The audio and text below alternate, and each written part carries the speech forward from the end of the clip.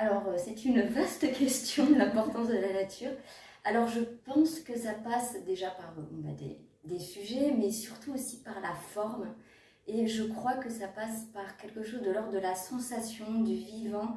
Moi, j'ai grandi les pieds dans l'eau, à crapahuter aux arbres, à croquer des noisettes, voilà. Et je crois qu'il y a quelque chose de l'ordre des 5 sens, de la sensation, de le vivre. Et j'espère que ça passe par la poésie sonore, que j'espère pouvoir traduire dans cette langue qui chante, qui cadence et qui danse. Et puis après, c'est vrai que j'ai une affinité particulière pour le conte, dans le sens d'aller vers l'espoir. C'est vrai qu'on est dans une crise écologique aujourd'hui, on ne peut pas le cacher, mais c'est, comme je le disais tout à l'heure, peut-être une crise de la sensibilité. Et je crois profondément que donner envie aux enfants d'aller reprendre contact avec la terre, avec les fleurs, d'aller voir les animaux, d'aller les observer, de se décentrer de notre regard humain et dans la joie. Moi, j'ai une écriture, je crois, qui est très musicale, qui est très dansante, qui est cadençante.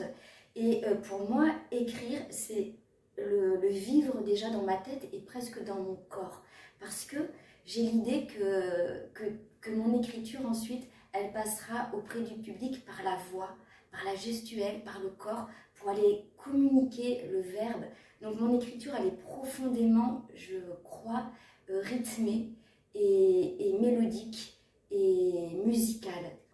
Ensuite, c'est vrai qu'il y a quelque chose de l'ordre de la spontanéité.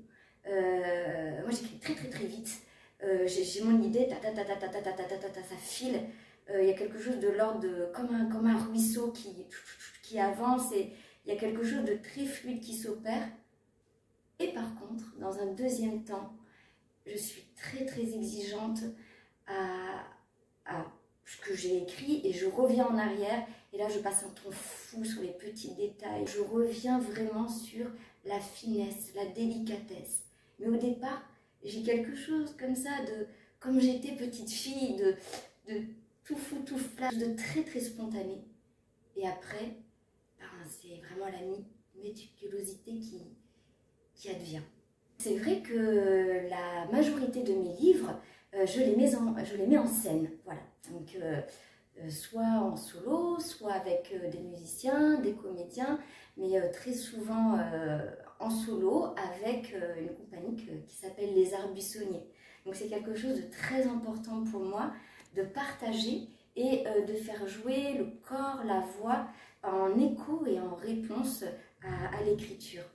Et concernant donc l'arbrophone, je n'ai pas encore d'idée, mais ça ne saurait germer, car dans arbrophone, on entend phone, et c'est donc toute cette histoire autour de la musicalité de l'arbre, de ce châtaignier. Donc je le crois, je ne sais pas encore vraiment de quelle manière, il va falloir que je cherche un musicien, une idée folle, comme les herbes folles, pour que ça jaillisse.